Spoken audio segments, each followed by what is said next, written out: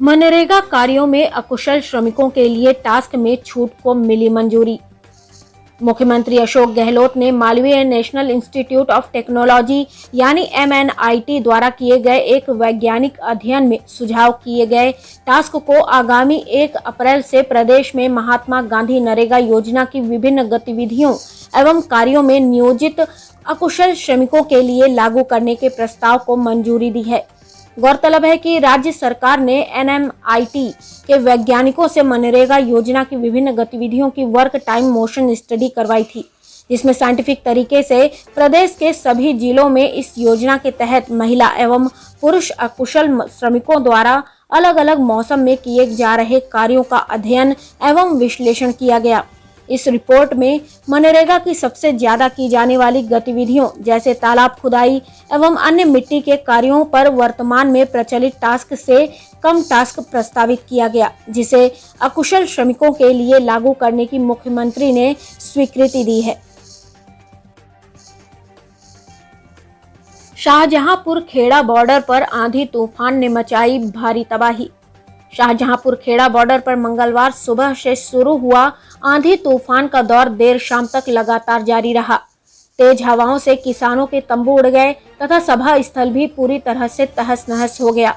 आंधी तूफान में भारी नुकसान हुआ है, लेकिन फिर भी मोर्चे पर मौजूद किसानों के हौसले पूरी तरह से बुलंद है और किसान कोई भी कुर्बानी देकर और तमाम मुसीबतों को झेलते हुए मांगे पूरी होने तक लड़ाई जारी रखने के संकल्प के साथ साथ मोर्चे पर डटे हुए हैं। आज मोर्चे पर आम सभा के स्थान पर अलग अलग समूहों में सामूहिक चर्चाओं का आयोजन किया गया। इन समूह चर्चाओं में किसानों ने आज तीनों कृषि कानूनों के विभिन्न पहलुओं पर और सरकार की नीतियों पर विस्तार पूर्वक चर्चा की। आज की इन समूह चर्चाओं में अमरा राम, तारा सिंह सिद्धू, डॉक्टर संजय माधव, पेमा राम, कालू राम थोरी, पवन दुग्गल, मास्टर रघुवीर सिंह भेरा, अनिल जीतरवाल आदि ने अलग अलग समूहों में किसानों के साथ समूह चर्चाओं में हिस्सा लेते हुए कानूनों के विभिन्न पहलुओं को स्पष्ट करते हुए समाज के अलग अलग हिस्सों पर होने वाले प्रभावों को स्पष्ट करते हुए किसानों की जिज्ञासाओं का समाधान किया। जयपुर विधिक माप विज्ञान टीम के राज्य स्तरीय दल की ओर से जयपुर शहर में फ्रेश फ्रूट कंपनी मुहाना मंडी और वैभव ग्लोबल लिमिटेड EPIP सितारापुरा की जांच की गई।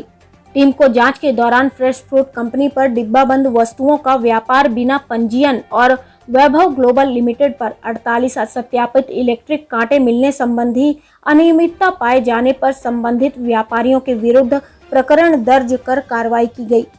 उपभोक्ता मामले विभाग के शासन सचिव नवीन जैन ने बताया कि विधिक माप विज्ञान की टीम ने फ्रेश फ्रूट कंपनी मुहाना मंडी का आकस्मिक निरीक्षण किया, जहां पर फर्म द्वारा इंपोर्टेड फलों की पैकेजिंग का कार्य किया जा रहा था, लेकिन फर्म के पास वस्तुओं को पैक किए जाने के संबंध में पैकेज्ड कमोडिटीज रूल्स 2011 के तहत विभाग में पंजीयन नहीं होना मिला।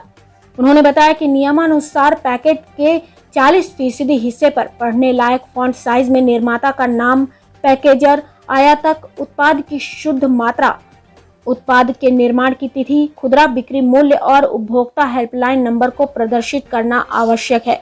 साथ ही विधिक माप विज्ञान प्रकोष्ठ में पंजीयन कराया जाना भी आवश्यक है।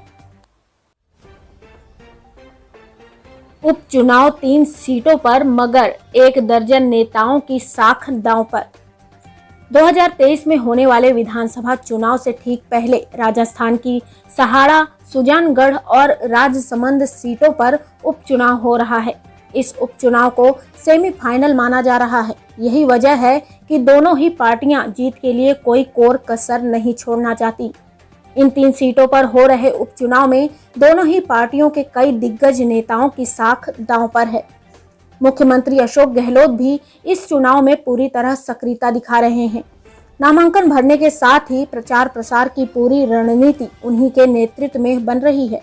वहीं विधानसभा अध्यक्ष CP जोशी भी संवैधानिक पद पर होने की वजह से पर्दे के पीछे से सक्रिय भूमिका निभा रहे हैं। सहाड़ा में स्वास्थ्य मंत्री रघु शर्मा और खेल मंत्री अशोक चांदना भी पूरी मेहनत के साथ लगे हुए हैं। वहीं भाजपा की बात की जाए तो नेता प्रतिपक्ष गुलाब चंद कटारिया सबसे सक्रिय भूमिका में है। खासकर राजसमंद और सहारा सीट पर वो जीत की रणनीति बनाने में जुटे हुए हैं। यह दोनों सीटें मेवाड़ क्षेत्र में आती हैं, इस वजह से उनकी भूमिका इन सीटों पर अहम रहने वाली है। दिया कुमारी भी राजसमंद से सांसद हैं, इसलिए प्रचार में उनकी भूमिका भी अहम रहेगी।